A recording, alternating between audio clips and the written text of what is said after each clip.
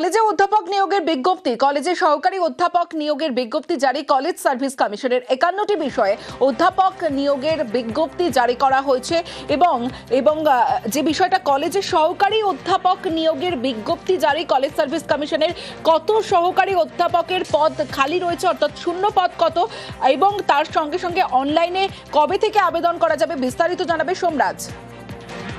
দেখো, college service কমিশনের তরফে কলেজে সহকারী অধ্যাপক সহকারী অধ্যাপিকা নিয়োগের বিজ্ঞপ্তি জারি করা হয়েছে। ইতিমধ্যেই অনলাইনে আবেদন প্রক্রিয়া শুরু হয়েছে। 15ই এপ্রিল পর্যন্ত অনলাইনে আবেদন করা যাবে। যেটা সূত্র মারফত জানা যাচ্ছে, এখনো পর্যন্ত কলেজে সহকারী অধ্যাপক অধ্যাপিকার শূন্য পদ 1000-এর কাছাকাছি।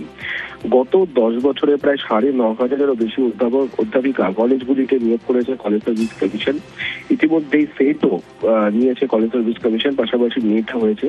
সেট নেট উত্তীর্ণ পরীক্ষার্থীরা আবেদন করতে পারবেন সহকারী অধ্যাপক অধ্যাপিকা হওয়ার জন্য। 51টি বিষয়ের পরীক্ষা নেবে কলেজ সার্ভিস কমিশন, অর্থাৎ ইন্টারভিউ নেওয়া হবে। এপ্রিল মাসে এই আবেদন প্রক্রিয়া শেষ হওয়ার পরই ইন্টারভিউ প্রক্রিয়া শুরু করবে কলেজ সার্ভিস কমিশন।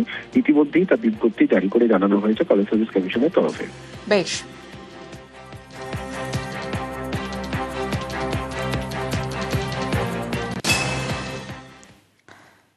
26-এর লক্ষ্যে মহিলা মন জয়ে প্রচারে জোর তৃণমূলের। দল থেকে একাধিক কর্মসূচি রয়েছে তৃণমূলের। শুধু তাই নয়, একদিকে একাধিক কর্মসূচি রয়েছে দল থেকে, অন্যদিকে 8ই মার্চ নারী দিবস। আর নারী দিবসে তৃণমূলের পদযাত্রা রয়েছে, লক্ষ্মীর ভান্ডার, যুবসাথী, স্বাস্থ্যসাথী, কৃষক বন্ধু নিয়ে প্রচার রয়েছে। অর্থাৎ 26-এর লক্ষ্যে মহিলা মন জয়ে প্রচারে জোর তৃণমূলের। দল থেকে একাধিক কর্মসূচি। কি কি কর্মসূচি জানাবে আবির?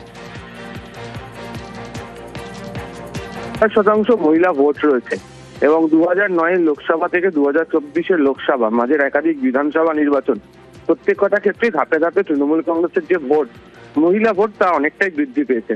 এবং বিভিন্ন সমীক্ষাতে যেটা উঠে এসছে সেখানে দেখতে পাওয়া যাচ্ছে, যেটা হচ্ছে পুরুষরা যে সংখ্যক ভোট দেন মমতা বন্দ্যোপাধ্যায়ের দলকে, তার থেকে বেশি সংখ্যক ভোট মহিলারা তারা দেন।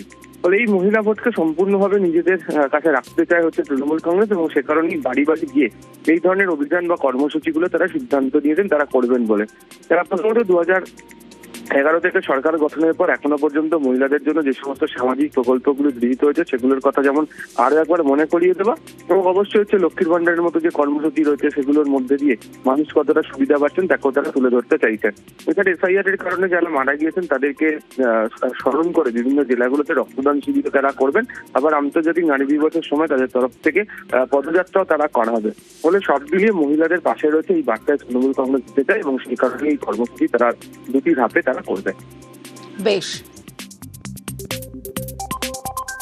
বসন্ত আজ বঙ্গে মহিলাদের সঙ্গে, তার কারণ হচ্ছে যে বসন্ত শুধু রং খেলে নয়, মনের যে আনন্দ, মনের যে রং, সেই রঙে রঞ্জিত হয়ে আছে মেয়েরা বাংলার। নির্বাচনকে সামনে রেখে না, আমাদের রাজনৈতিক অধিকার, সামাজিক অধিকার এবং অর্থনৈতিক অধিকার, এই তিনটে নিয়ে তো মেয়েদের লড়াই।